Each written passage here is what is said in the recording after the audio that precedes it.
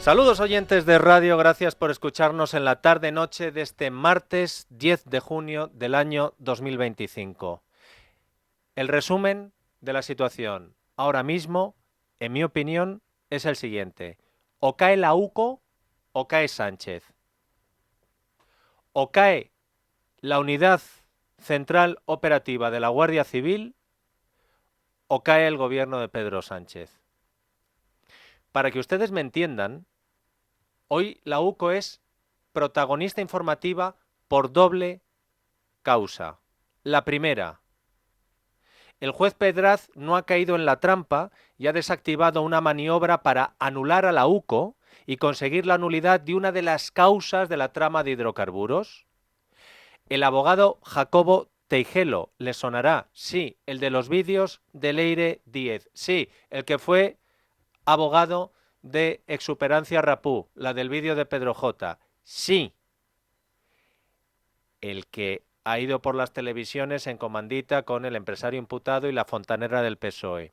Este señor había acusado a la UCO de espiar al gobierno de Sánchez, de hacer un espiaje político y, por lo tanto, anular la causa utilizando a un confidente, una grabación, un audio de Coldo.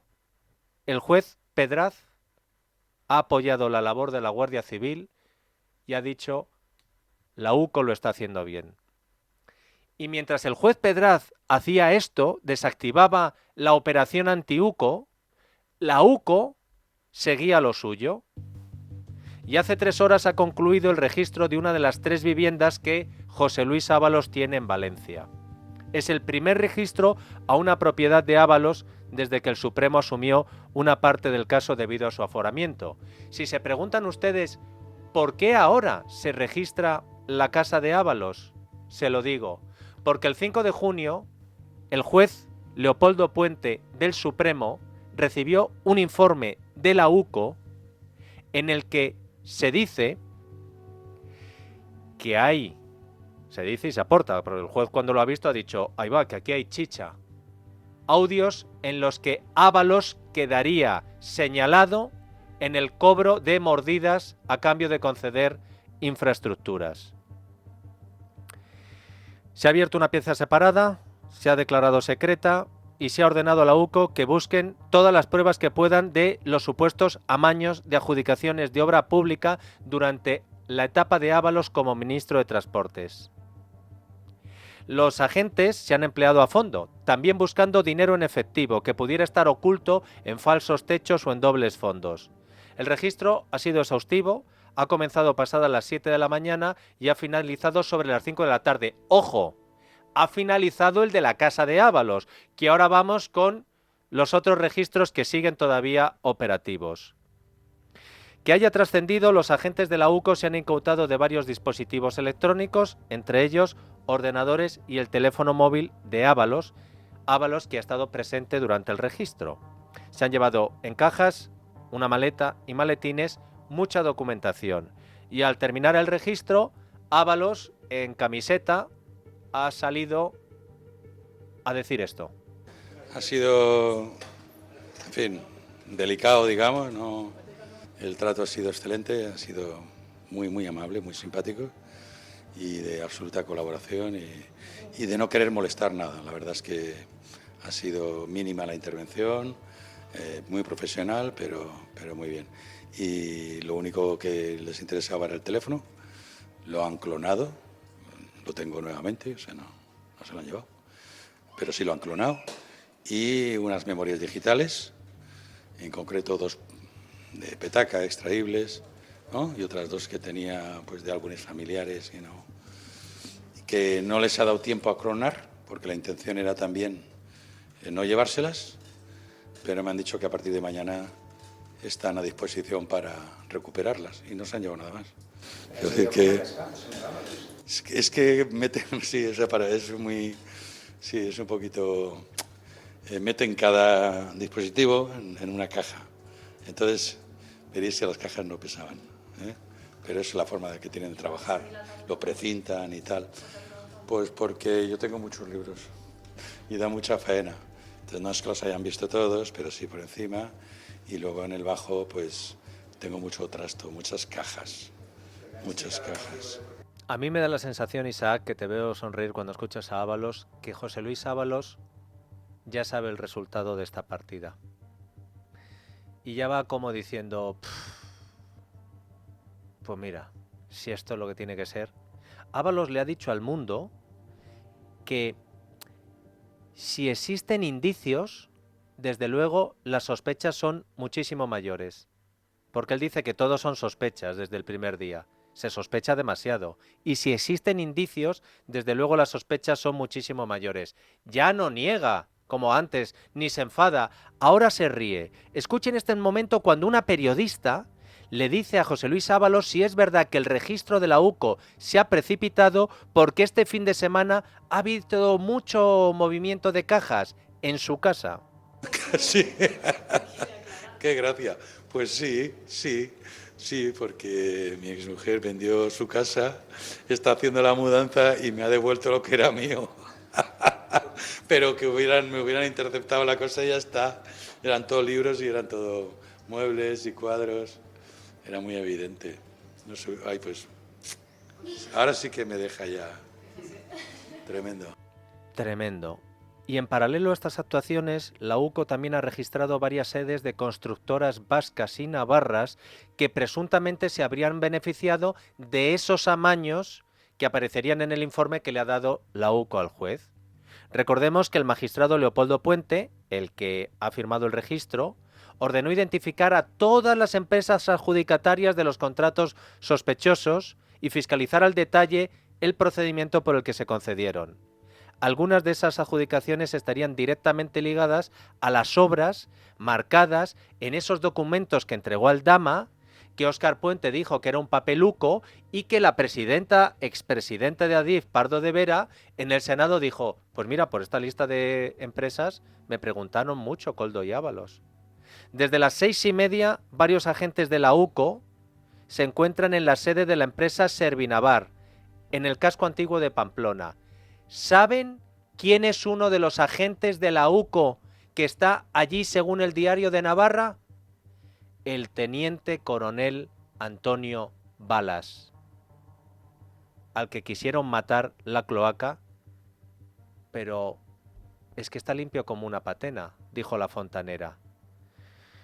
¿Tenemos novedades de este registro, Esmeralda? ¿De qué nos suena tanto esta empresa, Servinavar? Pues Servinavar es la empresa que supuestamente habría pagado mordidas, Dieter, a Santos Cerdán a cambio de adjudicaciones de obra pública. La empresa tiene 9 empleados, al menos que se sepa, le han sido adjudicados 6 contratos por más de 100 millones de euros, siendo Ábalos ministro de Transportes y siendo Alma Sáiz, actual ministra de Seguridad Social, consejera de Hacienda del Gobierno navarro. Uno de ellos, las obras del túnel de Belate, y que la UCO investiga por irregularidades en la contratación. Recordarán que en este programa también les contamos hace semanas que el dueño de Servinavar es Anchón Alonso, persona del círculo de confianza de Santos Cerdán y también de Koldo García. Servinavar fue la empresa que patrocinó a Koldo como a Escolari. Los registros de la UCO en esta empresa navarra, Dieter, continúa, que sepamos hasta ahora, informa el Diario de Navarra, que en este momento se encuentran en la segunda planta del edificio. En la rueda de prensa posterior al Consejo de Ministros le han preguntado a la portavoz Pilar Alegría por el registro de la UCO a la vivienda de Ábalos. Hoy estamos asistiendo al registro por parte de la Guardia Civil del domicilio de un exministro de este gobierno y quien fuera mano derecha también de Pedro Sánchez en el partido. Se busca documentación sobre supuestos amaños de obra pública. Me gustaría saber cuál es la posición del gobierno, si el gobierno va a hacer algo, va a revisar esos contratos para ver que no haya ninguna irregularidad y si está dispuesto a asumir algún tipo de responsabilidad. Este gobierno siempre lo encontrarán colaborando con la justicia. Evidentemente, no tenemos nada más que decir que respeto absoluto. Ahora bien, también les diré, saben perfectamente que desde el primer momento, en lo que se refiere a José Luis Ábalos, se actuó con absoluta contundencia. Ha dicho Pilar Alegría que este gobierno siempre le van a encontrar colaborando con la justicia. Y lo ha dicho en la rueda de prensa en la que Pilar Alegría ha protagonizado ella la cacería contra un nuevo juez. No el juez Peinado, hoy se ha librado, no la juez Viedma, hoy se ha librado. hoy es el juez Hurtado. La campaña contra el juez comenzó ayer con Óscar Puente y alguien pensó, es que Óscar Puente va por libre, diciendo que los jueces hacen la oposición que no hace el PP. Hoy, Óscar López, al que le dijeron, has estado mucho tiempo callado, a las tertulias. ¿Se acuerdan que decía Óscar López, tengo muchas ganas de hablar en las tertulias? Hoy ha estado con Inchaurrondo y directamente Silvia Inchaurrondo en Televisión Española le ha pedido al ministro que diga que es lo fair lo que está pasando. El ministro ha dicho que iba a ser más prudente que el juez Hurtado. Patxi López, por supuesto, ha sacado también la motosierra a pasear. Y después ha llegado el turno de Pilar Alegría. En una de las ruedas de prensa más cortas que se recuerdan en el Palacio de la Moncloa, por lo cortas que han sido las respuestas de Pilar Alegría, que ha estado especialmente nerviosa. Sobre todo en la última pregunta que les voy a poner. Pero ahora escuchen cómo llevaba preparado el argumentario contra el juez Hurtado. Sobre el fiscal general, yo le quería preguntar desde el punto de vista político, ¿hay un límite para el apoyo del gobierno al fiscal general? ¿Hay un momento en el que ya no podrían apoyarlo más? Por ejemplo, cuando fuera condenado, ¿hay un límite máximo a partir del cual creerían que realmente la situación ya no es sostenible? Y luego, desde el punto de vista general, ¿coincide el gobierno con la idea que trasladó ayer el ministro Óscar Puente de que la oposición real, cito comillas, la tienen ustedes en algunos jueces? ¿Tienen esa sensación de que esa es la oposición real? Vivimos en un Estado de Derecho y, por tanto, la presunción de inocencia forma parte de él. Y máxime en este caso. Máxima confianza en la justicia, en la honestidad y en el buen trabajo de la gran mayoría de jueces y de fiscales en este país. Ahora bien, es evidente que a estas alturas hay algunos jueces que están haciendo cosas difíciles de entender. Y también me van a permitir que aproveche para negar rotunda y categóricamente que hubiese habido instrucciones por parte de Presidencia del Gobierno a la Fiscalía General del Estado. Esto no sucedió nunca. Y lamentamos mucho que el Tribunal Supremo haya hecho este tipo de afirmaciones sin ninguna prueba. Como la ministra Alegría se ha centrado en atacar a algunos jueces y en decir que el Supremo actúa pues sin pruebas, no ha respondido a la pregunta de hasta dónde están dispuestos a apoyar al fiscal general procesado. Vamos. Recogiendo la pregunta de mi compañero Carlos, que creo que no se ha respondido, ¿hasta cuándo está dispuesto el Gobierno a llevar ese apoyo al fiscal general? ¿Es un apoyo hasta el final, pase lo que pase, en ese camino judicial? Bueno, pues que se lo decía anteriormente a su compañero, es que en los Estados de Derecho la presunción de inocencia forma parte del mismo. Y aquí, en estos momentos, tenemos un auto que evidentemente no es firme y en el que cabe, por supuesto, todavía recurso.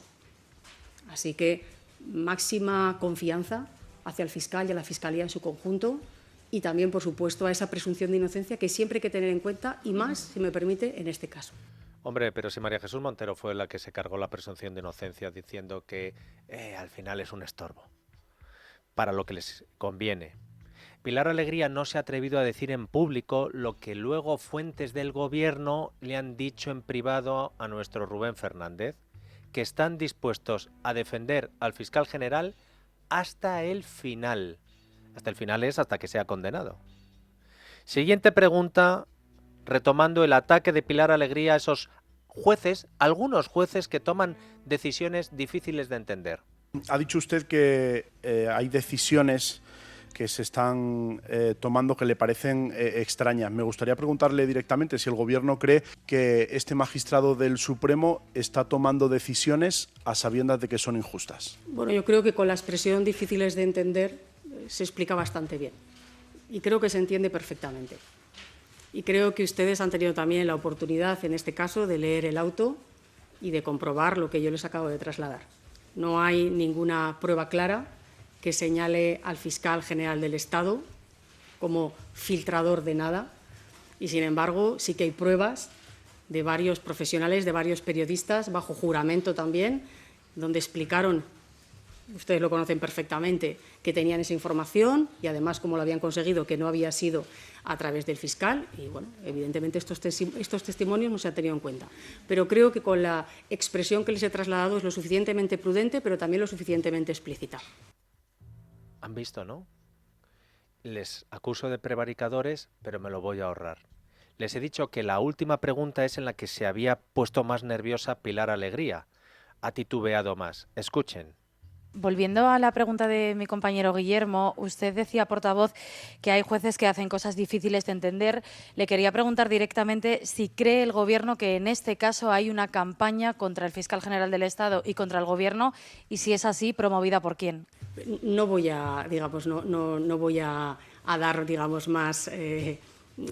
a utilizar ningún término de campaña contra nadie. Simplemente les he dicho que evidentemente este Gobierno siempre ha defendido y ha respetado la honestidad de la gran mayoría de jueces y fiscales en este país, pero es verdad, está bien absolutamente evidente que hay algunos jueces que están actuando y trasladando,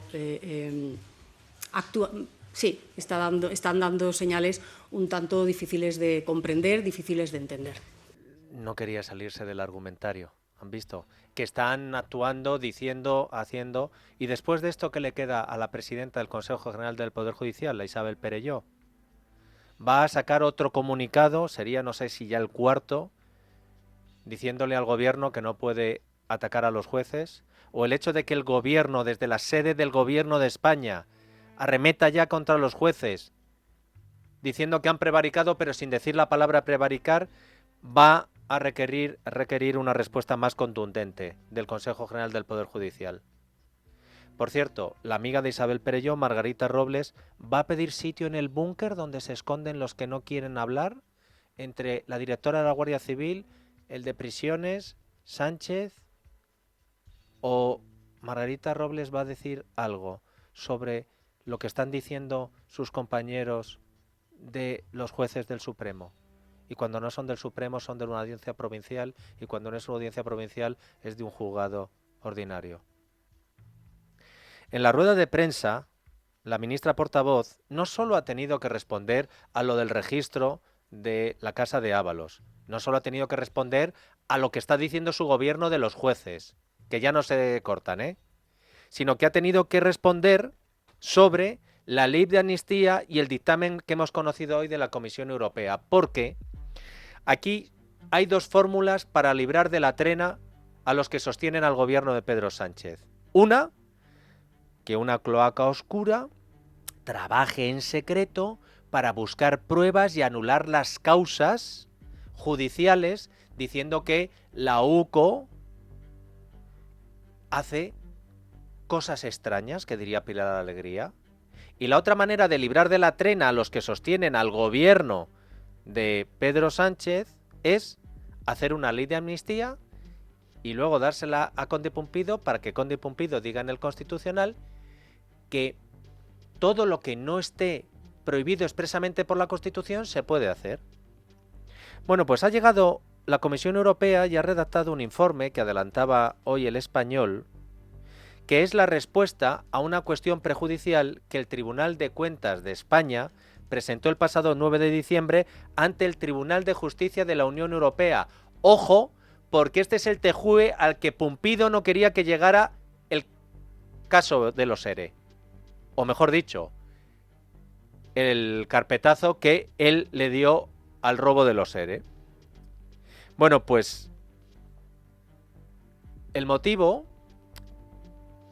de que se planteara ante el TJUE esta cuestión eran las dudas sobre que la ley de amnistía fuera compatible con el derecho de la Unión Europea. Y hoy hemos conocido ese documento Esmeralda, Sí. bastante extenso, de 36 páginas, que desnuda a Pedro Sánchez en un solo párrafo. Porque dice Dieter que su ley de amnistía no responde a un objetivo de interés general, sino más bien parece ser una autoamnistía, porque los votos de sus beneficiarios han sido fundamentales para su aprobación y porque es parte de un acuerdo político para lograr la investidura del Gobierno de España. Esto es lo que dice ese documento. Y atención a lo que sigue. Según la Comisión Europea, sus servicios jurídicos, si las autoamnistías son contrarias al principio del Estado de Derecho, parece que el mismo criterio habría que aplicar cuando quien está en el gobierno garantiza la impunidad de sus socios a cambio del apoyo parlamentario. También arremete la Comisión Europea hoy contra la trampa que incluye la ley de amnistía para que el Tribunal de Cuentas solo deba responder ante el fiscal y ante la administración perjudicada por la malversación de fondos públicos, es decir, ante la Fiscalía General del Estado y ante el gobierno catalán del PSC de Salvador Illa, dejando a un lado al resto de las partes, por ejemplo, también a sociedad civil catalana. Critica también en este texto la velocidad a la que fue aprobada la norma. Dice que se siguió un procedimiento por vía de urgencia, eludiendo importantes informes de órganos consultivos y sin consulta pública. Y recuerdan además los abogados de la comisión que esto se ha hecho ahondando una división profunda, virulenta, dicen, en la clase política, en las instituciones, en el mundo judicial, en el mundo académico y en la sociedad española. Demoledor.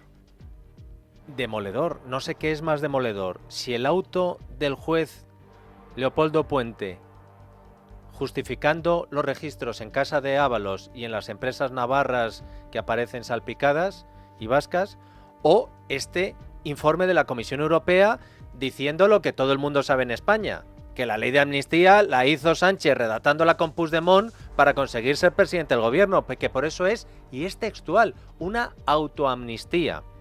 Bueno, pues hay un párrafo más que se incluye en este capítulo de observaciones, que nos lo hemos reservado porque sabíamos que iba a ser el único párrafo del que hablaría Pilar Alegría hoy si le preguntaban por el informe de la Comisión Europea. Antes de leérselo, vamos a escuchar la pregunta y la respuesta a la ministra portavoz, que por cierto, no era pregunta para la ministra portavoz, como van a escuchar, sino para el ministro de Exteriores. Y luego al ministro de Exteriores, la Comisión Europea ha enviado un informe crítico con la amnistía. Cuestiona esta amnistía, cree que es una autoamnistía que se negoció con sus beneficiarios. ¿Qué le parece al Gobierno este dictamen? Gracias. Si le parece, voy a responder yo a la pregunta también que le trasladaba al ministro sobre el dictamen de la Comisión Europea del Tribunal de Cuentas. Simplemente decirles a ustedes que la propia Comisión no considera que se hayan afectado los intereses financieros, ni por supuesto que se usasen tampoco fondos europeos durante el proceso independentista. Así que lo que hace este dictamen es validar la aplicación de la amnistía en los casos, además de malversación, que son, por cierto, los que afectan a los líderes cuyo caso está pendiente todavía de resolución judicial, como ustedes saben. Y además, este dictamen también de la Comisión, saben ustedes que no es vinculante, pero desde luego a nosotros nos parece positivo y creemos que además se acerca a esa aplicación total de la amnistía, que es el objetivo que buscó además el legislador desde el principio, y ahora evidentemente lo que esperamos es esa resolución definitiva del propio Tribunal de Justicia de la Unión Europea. O sea que la Comisión Europea dice en un informe que el Gobierno de España ha hecho una autoamnistía para darle una amnistía a los golpistas que le iban a hacer presidente a Sánchez, y Pilar Alegría nos dice que la Comisión Europea les ha dado la razón. Guardo en la memoria el titular del diario El País: el Gobierno tergiversa el dictamen de la Audiencia de Madrid sobre el caso Begoña Gómez, para resumir lo que había hecho Pilar Alegría diciendo que el auto de la Audiencia de Madrid, en la que le decía peinado adelante que hay caso con Begoña Gómez, en realidad lo que decía es que no había caso. Bueno, pues hoy Pilar Alegría ha vuelto a hacer lo mismo, porque como ya da todo igual, pues a nosotros no nos da igual. Vamos a ver lo que dice el informe de la Comisión sobre el único punto que a Pilar Alegría le ha interesado comentar. El del uso de fondos europeos para financiar el golpe del 17, Dieter. Lo que dice ese informe es: la organización de un referéndum ilegal y la acción exterior son dos elementos cuyo impacto es difícil de medir. Por lo tanto, añade la Comisión, no se muestra un vínculo suficientemente directo entre las ilegalidades en cuestión y los recursos propios de la Unión. Es decir, que como el impacto de la organización del referéndum ilegal y su propaganda por el extranjero es difícil de cuantificar, que la Comisión no se mete ahí y no lo hace porque no es trabajo de la Comisión hacer estos cálculos. Hoy solamente lo que hacía era observaciones a ese recurso que interpone el Tribunal de Cuentas. Pero Alegría ha dicho algo más. Lo que hace este informe es validar la aplicación de la amnistía en los casos de malversación. Bueno, pues lo que dice la Comisión sobre la malversación, por cierto, delito que el juez del Supremo Llarena se niega a amnistiar a Puigdemont, es que existe una falta de transparencia en la ley de amnistía de Pedro Sánchez sobre qué tipo de malversación se puede borrar sin descartar que pueda existir afectación a los intereses financieros de la Unión. Esto es lo que dice en realidad ese texto. Así que no es cierto que el dictamen de la Comisión Europea valide, como ha dicho Pilar Alegría, la aplicación de la ley de amnistía, sino todo lo contrario. Lo que sí es cierto, lo único que ha dicho Alegría de ese informe que sea cierto, es que no es vinculante. No es vinculante que la Comisión Europea diga que se han dado una autoamnistía. La Comisión Europea, no lo dice el PP, no lo dice Vox, no lo dice la fachosfera, no lo dicen los tabloides digitales, no lo dicen los jueces prevaricadores, no lo dice la UCO, no lo dicen los fiscales anticorrupción, lo dice la Comisión Europea, que Sánchez se ha dado una autoamnistía librando a Puigdemont con una amnistía que ha redactado a pachas con Puigdemont. No es vinculante, pero la experiencia nos confirma que el criterio de la Comisión Europea tiene un peso bastante importante en las decisiones finales que luego adopte el Tribunal de Justicia de la Unión Europea. La sentencia se espera para la vuelta del verano. Y es a lo que Sánchez también está esperando, para salir del búnker y ver si sigue luciendo el sol. ¿Se ha ido ya la UCO? ¿Me ha arreglado el tejuelo mío? ¿Me ha hecho presupuestos Puigdemont? Lo que pasa es que de aquí al verano, según vemos cómo está actuando la UCO, al final volvemos al principio.